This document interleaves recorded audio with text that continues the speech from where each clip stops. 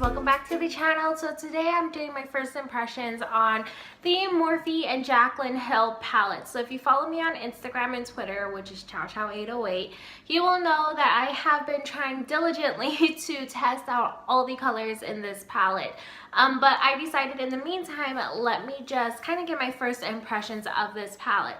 So in this, what you have is, oh my gosh, 1, 2, 3, 4, 5.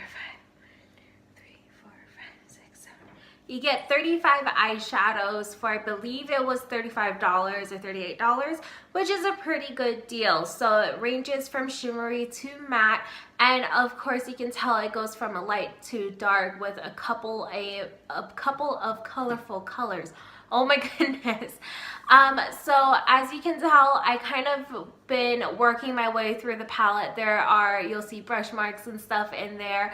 But I was really interested to see the quality of it. Now I watched her original video when she talked about what inspired this palette, what she put in it, what colors she chose, etc, etc. And so I really just wanted to see the quality of some of these eyeshadows. Now, the one thing that I do like is that there are a bunch of matte blending colors and transition colors in here. I think that's one of my favorite things of all in this palette because you have such a variety, and it's really great to keep in a kit, honestly, because you have such a variety of blending colors that will match a lot of people's skin tone. Now, the one thing that I did notice is that for some of these eyeshadows, they're just not as pigmented as I was hoping they would be.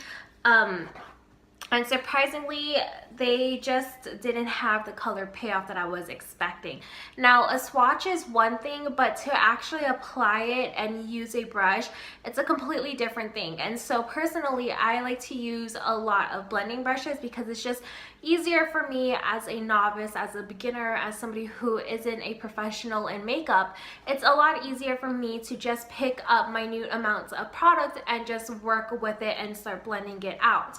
I've noticed a lot of times that when I use colors like this dark and I would decide to just put it on my lid lightly with a blending brush, I notice that it applies extremely patchy and I have a difficult time blending it out. It takes multiple layers and a lot of time to really work with it. And then when I want to add a pop of shimmer somewhere using one of these colors, I find that I have a difficult time getting that color to really pop and that shimmer to really pop, even with a dampened brush. So those are some of the things that I've noticed. Now, obviously, I haven't tried out every single eyeshadow, but let me just talk about some of my favorite ones. So as you can see up close, my head is popping through. So up close, like I said, you have a beautiful range of colors. Now, the two colors that I've been using the most are this color and this color.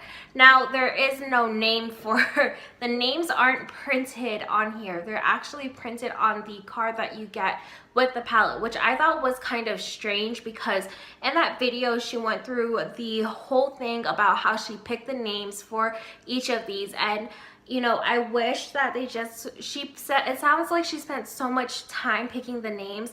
I really wish there was a way for them to actually be on the palette. I had to find the card. I rummaged around and found the card that came with it. So this is the card that comes with the palette in the box. And this is where all the names, you'll find all the names for all the eyeshadows printed. So my two favorite colors are Silk Cream and MFEO. And those are the colors that I use constantly as a way to blend out or to put in my crease as a transition color, etc. So today on my lid, or what I have on, I have Silk Cream, MFEO, I have Jada, Pool Party, Diva, and then as my highlight I have In Light, and I also put a little bit of Pukey in there just to add another transition color. So I thought that that was kind of strange because she spent so much time in that video talking about each and every color, what inspired it, etc, etc. So for it to not be printed on the actual palette, I thought was kind of weird. Now overall, I think that this is a great palette for somebody who is beginning in makeup. I would definitely, if I had a friend, I mean I do have friends that are starting to get into makeup, makeup, I would highly suggest this palette for them. There are a lot of user-friendly colors in here, and there are a lot of colors for them to experiment with as well.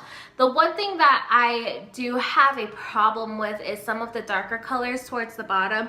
I just start looking at some of these matte browns and I'm like, do we really need like 4 matte browns that look the same just with a slightly different undertone? Is that really necessary? I mean, I think this color right here and this color look pretty similar. Do we really need those two? And do we really need this color here and this color here? I get that they have varying undertones, but I just kind of wish that there was a little bit more variety in some of those darker matte colors. But not to say the least, I do enjoy this palette so far. And you might notice like these two colors down here too. They look very similar to each other. Soda Pop and Abyss, they are pretty similar. I don't know. I'm just kind of wishing that with some of the darker matte colors, there was something else. I don't know what else you would put there. But I just felt like, though this is a very complete palette, I feel like there is something missing from it in terms of some of these dark matte colors. So like I said, if I had a friend who was getting into makeup, I would definitely suggest them investing and purchasing this palette, mainly because you do get really great quality products in here, and you get a wide variety with a lot of neutral colors, which is what I like. I just don't think that this is something extremely special in my collection, unfortunately.